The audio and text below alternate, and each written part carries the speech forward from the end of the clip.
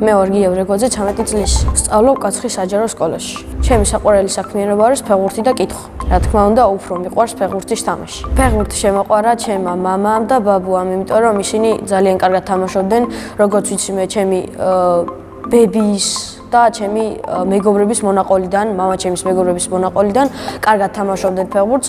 მე თავიდან პატარა ასაკიდანვე დავდევდი ბურთს, მაგრამ როგორც ვიცი და მახსოვს, შევედი ფეხბურთში 6-7 წლიდან. პირველი დღე მახსოვს, როგორ მივედი, მაშინ იყო ცუდი ამინდი წვიმა იყო და დედაჩემმა წამიყვანა ფეხბურთზე, იმიტომ რომ მამაჩემი აქ არ იყო. დედაჩემმა წამიყვანა ფეხბურთზე, სხვადასხვა იმ დღე ძალიან კარგად ჩაიარა ჩემთვის და მეც მომეწონა და უფრო შემიყვარდა და უფრო მსურდა რომ კარგი ფეხბურთელი გამოსულიყავ. ჩემი აზრით ჭიათურის კლუბი იმით არის განსაკუთრებული, რომ გამოვირჩევით გუნდურობით, ერთმანეთში კარგად ვუგებთ ერთმანეთს, როცა ერთად ვთამაშობთ და ეს არის ჩვენთვის მთავარი კოზირი, რითაც ვიგებთ ხოლმე ხშირად თამაშებს. ადრე ვიყავი ცენტრალური თავდამსხმელი, მაგრამ მასწავლებლის შეხედულებისამებრ გადმოვედი ცენტრალური ნახევარმცველის პოზიციაზე. უფრო კომფორტულად თავგზნობდი ცენტრალური თავდამსხმელის პოზიციაზე, რადგან მიყვარს გოლების გატანა. ნახევარდაცვას ის უპირატესობა აქვს, რომ კარგად შეგიძლია პასების განაწილება, თავდამსხმელთან შედარებით უფრო ხშირად გიკავია ბურთი და მოედნის ხედვა გაქვს ძალიან კარგი.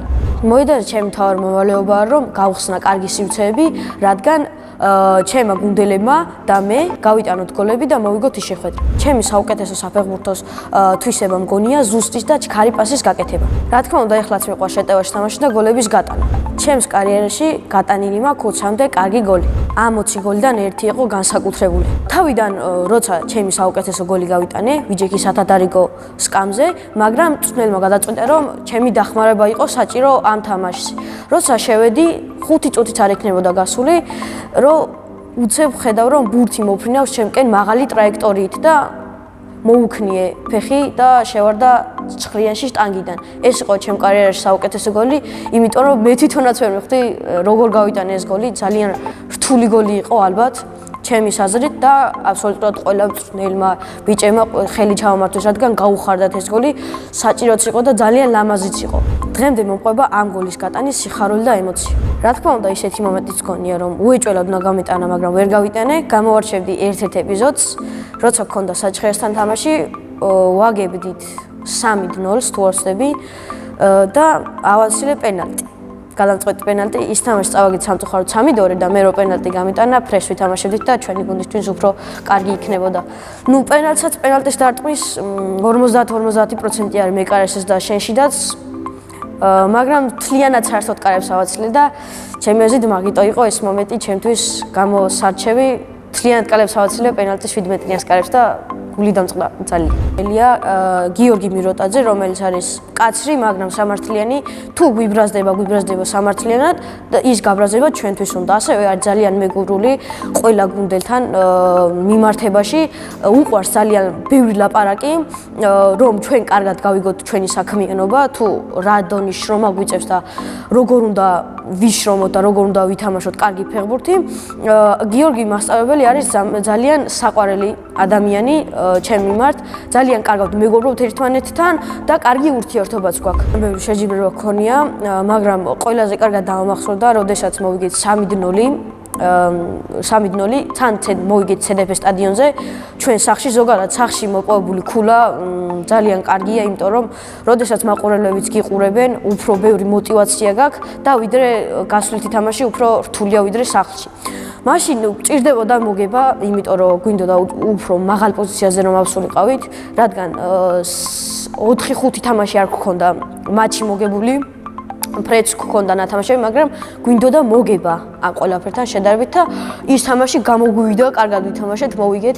თან იმიტომ დამამახსოვრდა, რომ იყო წვიმა, ძალიან ცუდი ამინდი, დავიწყე ძალიან გვიან თამაში, მაგრამ ძალიან კარგად ჩავატარეთ ის თამაში, მოვიგეთ 3-0. ჩემი იყო ერთადერთი ასისტი, რომელიც გავაკეთე ჩემ გუნდელთან.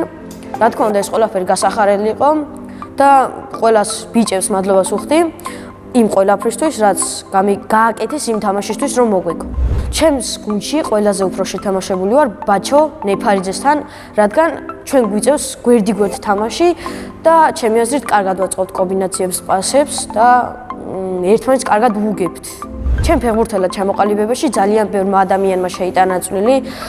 მოდი დავიწყებ იქიდან, რომ როცა ჩემ დედასთან და დასთან ერთად დავდიოდი, პატარა დასთან ერთად, გვიჩერდა აბსოლუტურად ძალიან ბევრი მანქანა, როცა გვეჩქარებოდა ხოლმე, როცა გვაგვიონდებოდა ხოლმე, ყველა იმ ადამიანს ახლა მინდა რომ გადაუხადო მადლობა. ასევე დიდი წვლილი მიუძღვის, როგორც ვახსენე, ჩემ დედას და პატარა დას, იმიტომ რომ დედა ჩემი არაფერს არ იშურებდა იმის გულისთვის, რომ მე ფეხბურთზე წავიყვანე, ვეტარებინე 8 თვის პატარა დასთან ერთად დავყავდი ფეხბურთზე, არ იშურებდა არაფერს. და ცდილობდა რომ დიდი წარმატება მიმეღწია. მადლობას გადაუხდი ბებიასაც, რადგან იგი იყო ჩემი პირველი და ძალიან კარგი გულშემატკივარი. რა თქმა უნდა, მამასაც უმნიშვნელოვანესი წვლილი აქვს შეტანილი, რადგან კარგი ფეხბურთი ვითამაშო. ჩემი საფეხბურთო კარიერა წარმომიდგენია ასეთი, რომ კარიერას დავიწყებ დინამო ბათუმში, შემდეგ კარიერას გავაგზავნებდი ლეიპციგში. ლეიპციგიდან გადავიდოდი არც მეტი არც ნაკლები იუვენტუსში. იუვენტუსიდან უკვე მინდა რომ გადავიდე რეალ მადრიდში, რადგან რეალ მადრიდი არის ჩემი საყვარელი გუნდი და მინდა იმ გუნდში რომ ვითამაშო. ჩემი საყვარელი ფეხბურთელია კრისტიანო რონალდო. საქართველოს ნაკრებში სიამოვნებდი ვითამაშებდი 10 ნომრიანი მაისურით. ჩემი სკოლა იმიტომ მიყვარს, რომ მყავს ძალიან კარგი კლასელები, ძალიან კარგი მეგობრები და კარგი მასწავლებლები. ჩემს კლასში ყველაზე მხიარულია მერაბ ლოლაძე. ყველაზე ცერქია გიორგი მაშიტიძე. ყველაზე კვენია თონიკე მოდებაძე. ყველაზე მშვიდია ლაშა მოდებაძე. გოგონები უფრო იცინიან ხოლმე, ჩვენ რომ ხიარულობთ და რომ ცერკობთ ხოლმე, გოგონები იცინიან. ამიტომაც ამ ნომინაციებში არ გამოვყავი გოგონები. მე ვარ ყველაზე ზდილობიანი, ნიჭიერი, სიმპათიური ვარ, მაგრამ თავისქება არ მიყვარს. ამიტომ ამას არ ვიტყვი. ჩემი საყვარელი საგნებია ისტორია და ინგლისური. ინგლისურის გარდა კიდევ მინდა რომ ვიცოდე ესპანური. ჩემი საყვარელი მასწავლებელია ეკა ქებაძე. იმიტომ რომ იგი არის ძალიან ხალისიანი, არის ჩვენი დამრიგებელი, არ გუზღუდავს არაფერში და არის ჩვენთან ძალიან მეგობრული. თუ რაიმე მიზეზის გამო ფეხბურთელი ვერ გავხდები, გამომვალ აუცილებლად ისტორიკოსი. საქართველოს ისტორიაში ყველაზე მეტად მიყვარს 1121 წელს მომხდარი დიდგორის ბრძოლა. თან ეხლა ვისწავლი და კარგად დამამახსოვრდი. მაგომში რო ყოფილიყავი, მე ალბათ ვიქნებოდი რიგითი ჯარისკაცი. ბავშვობაში მინდოდა რომ გამოსულიყავი პოლიციელი. მერე უკვე ფეხბურთი შემიყვარდა გაგიჟებამდე და პოლიციელობა გვერდზე გავწია. ახლა მინდა ვიყო 16 წლის, იმიტომ რომ უკვე ვითამაშო პროფესიონალ ფეხბურთს. სახლში ვცხოვრობთ მე, ჩემი და დედა და ბებო. მამა 3 წელია წასულია ემიგრაციაში და მინდა რომ მალე დაბრუნდეს, რადგან ძალიან მენატრება. ის არის ძალიან ჭკვიანი, შრომელი, ჩემთვის ყველაფერზე წამსვლელი და ძალიან ხალისიანი. ჩემი და არის 3 წლის და ქვია თაია. ის არის ძალიან ჭკვიანი, ლამაზი და ძალიან ცელქი. ჩემი აზრით, თაია რომ გაიждდება, გამოვა კარგი ექიმი. დედიკო არის ძალიან მხიარული, შრომის მოყვარე, ჭკვიანი და ლამაზი. ბებია არის ჩემი დიდი გულშემატკივარი, ლამაზი და ახალგაზრდა. ძალიან მიყვარს ბებიას გაკეთებული ხაჭაპური და დედას გაკეთებული ლობიანი. ჩემი აზრით, ჩემი ცოლი ყველაზე გემრიელად გააკეთებს ხინკალს. ცოლს მოვიყვან, როცა ვიქნები 25 წლის. შვილებს დავარქვევ ალექსანდრეს, დაჩის, ტასოს და ელენეს. დანარჩენ შვილებს სახელი დაარქვეს ჩემო ცოლმა. ჩემი საყვარელი საქმიანობა ასევე არის კითხვა. კითხვა შემოყვარა დედამ, მაშინ დაახლოებით ვიყავი 8 წლის. როგორ და მან მიყიდა ერთი წიგნი, რომელსაც ერქვა დედა, მამა, 8 ბავშვი და საბარგო მანქანა. ამ წიგნის შინაარსი ძალიან მომეწონა და უკვე მივხვდი, რომ ყველა წიგნს ძალიან კარგი შინაარსი ექნებოდა და დავიწყე უკვე წიგნების კითხვა თავისუფალ დროს. ჩემი საყვარელი წიგნია ტომ სოიერის თავგადასავალი. ჩემი აზრით, კითხვა იმიტომ არის აუცილებელი, რომ ჩვენი ტვინი უფრო კარგად იაზრონებს.